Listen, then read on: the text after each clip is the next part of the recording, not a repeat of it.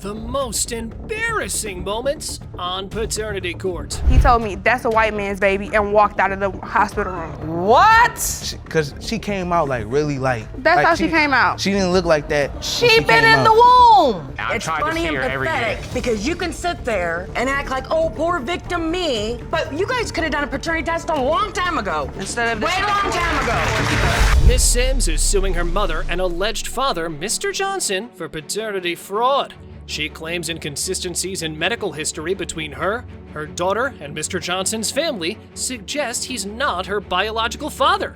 She feels embarrassed and deceived after 36 years of believing otherwise. Ms. Sims, you say your mother and your alleged father intentionally deceived you for 36 years by claiming that Mr. Johnson is your biological father. Is that correct? Yes, Your Honor. Mr. Johnson admits to always having had doubts about his paternity, but never shared them with Miss Sims.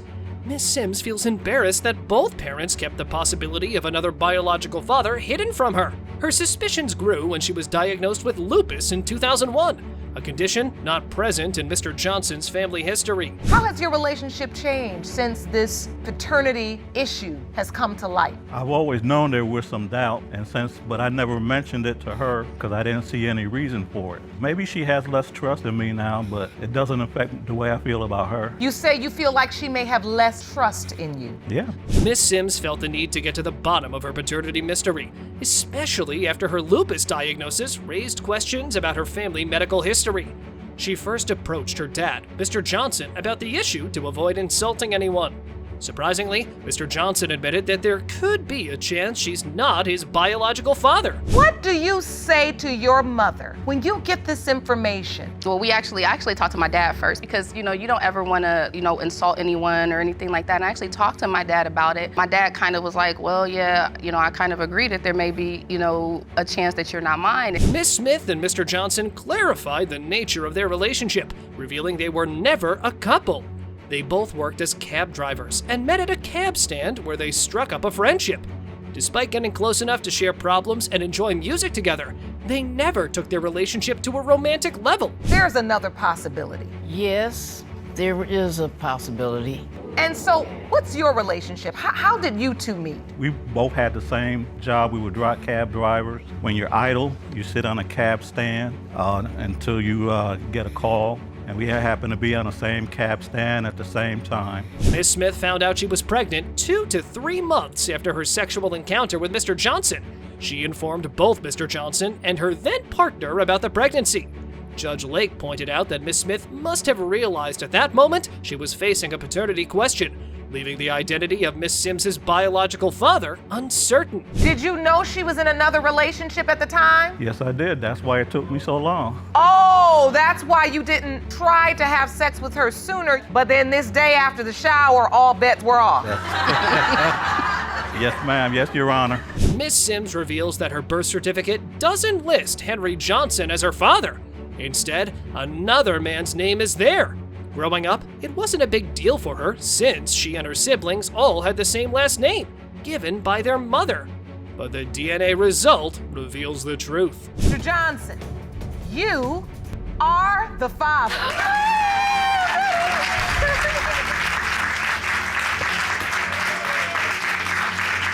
Miss Harden says she wants to prove Mr. Nelson is the father of their 2-month-old, Sophia, so he'll help her raise her. Mr. Nelson is sure he's not the dad and claims he knows the real father. Ms. Harden says he offers no help with the baby. Ms. Harden, you have opened your case today in hopes of saving your relationship with the defendant. You say, due to a misunderstanding, he is now denying your 2-month-old daughter. You are certain he is the father, and once proven, you want his help raising your daughter. Is that correct? Yes, Your Honor. Ms. Harden felt alone when she found out she was pregnant. She didn't think Mr. Nelson wanted kids, but admitted embarrassingly that she still had unprotected sex with him. Her family background is troubled, with absent parents and an uninvolved grandmother. She felt Mr. Nelson was someone who listened to her, filling a void in her life. Tell me what happens when you find out you're pregnant. At first I panicked because I didn't know how he would respond. He didn't seem like the person to want to have a kid. He didn't seem like a kid person. That's true. So why were you having unprotected sex with this young man and you didn't think he was the kid type? And why are you following behind him? Mr. Nelson didn't sign the birth certificate for the child. Ms. Hardin claims he intentionally left his ID at home to avoid signing. Mr. Nelson confirms he did it on purpose due to doubts about paternity. He even brought an exhibit to court to outline his doubts. The couple had moved to Arkansas and gotten their own place. So you came there to support, but in your mind, you were like, this isn't my child, so I'm not signing the birth certificate. Yes, Your Honor. No, that's not what happened. What happened? When we were on the way to the hospital, I called him multiple times and said, hey, make sure you grab your ID. You need your ID to sign her birth certificate. He left his ID at home on purpose, bought an empty wallet. Mr. Nelson reveals that Ms. Hardin and another man, John, previously had sexual relations. Nelson's doubts escalated when he found text messages between Ms. Hardin and John after they returned to Arkansas. Just 3 weeks after finding these texts, Ms. Hardin announced she was pregnant. That must be embarrassing, knowing that she's 2 months pregnant, raising Nelson's doubt. Before I even knew her, all three of them had sexual relations with each other. So I wasn't. Oh. Yeah, I'm not stupid. Sure did. And nothing. So they had threesomes together. Yes, Your Honor. So if I'm not there, to What stop is you from going doing on? it again, right? Right. So, Mr. Nelson describes a text message from John to Ms. Hardin, asking, "What are we gonna do about our baby?" Nelson takes this as John claiming to be the baby's father. Yet, during a speakerphone call, John asked again about our baby, further deepening Nelson's doubts about paternity. John called my phone, so I put it on speaker, and John was like, so what we gonna do about our baby, bro? And I was like, huh? What baby? My baby does not belong to you. He was like, come on now, Pinky, we both know what happened when Delonte left. And I was like, what didn't happen? Miss Hardin tells Mr. Patterson about a DNA test, saying the timeline matches. This contradicts her claim that Mr. Nelson is the dad. Judge Lake asks why she needs a test with Patterson. Hardin says she's proving he's not the dad. She also claims Nelson cheated with her. The DNA test results shows if Miss Hardin faces the embarrassing moment. Mr. Nelson, you are the biological father. first off, I just want to say I apologize to you for accusing you, but you gotta see from my point of view, my shoes. I just wanted to know the truth. Miss Jackson, clearly emotional, opens her case against her childhood sweetheart, Mr. Brennan, said that he and his mother are denying paternity of her daughter, Micaiah, who has cerebral palsy. She asks for him to take responsibility, as he once did without doubt.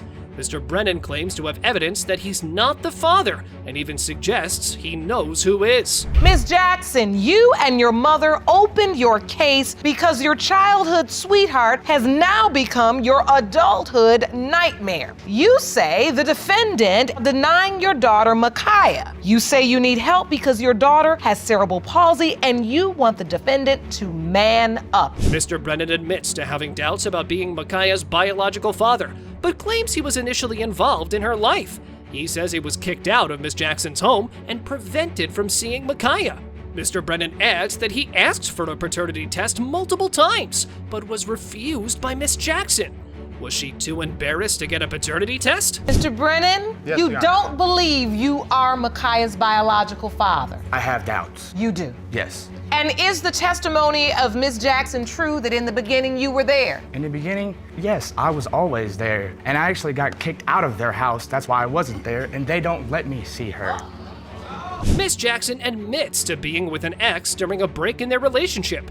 Mr. Brennan claims embarrassingly that Miss Jackson disappeared for 3 weeks and returned pregnant, which she disputes. He also says he had ongoing doubts because he felt he was continually cheated on, an accusation that Miss Jackson counters by claiming he also cheated on her. During your pregnancy or at the birth, did he ever question paternity? He did. He did. He did. What happened? Before I had got pregnant, I was with one of my exes when me and him were on a break. And then after that, we got back together and we were super close, inseparable when I lived with him at his mother's house. Mr. Brennan says he was there for the birth, but didn't sign the birth certificate. Miss Jackson says she was on medication and told him he could sign it.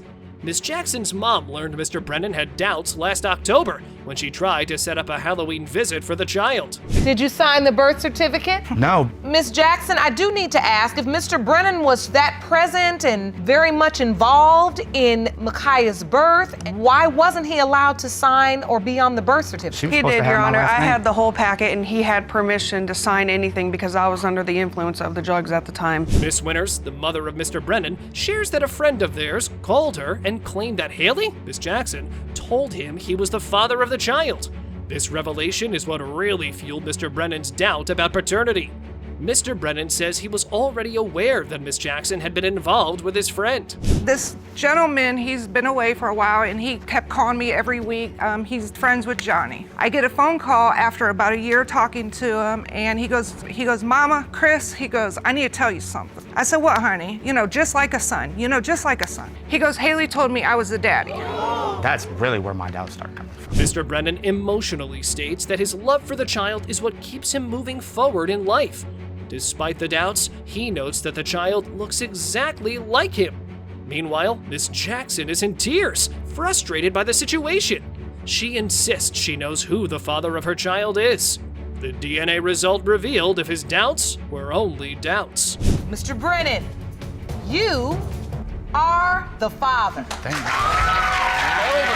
And I thought that, but when your friend comes to you and tells you that she says you're not, you can only wonder. And then when you ask her and she blocks you. You had the doubt, but now that doubt is done. Mr. Evans says he's not the dad of Miss Snyder's baby, Lainey. Is it going to be an embarrassing moment if it turns out that he's right? He points out that they were together for just a week, and the baby doesn't look like him.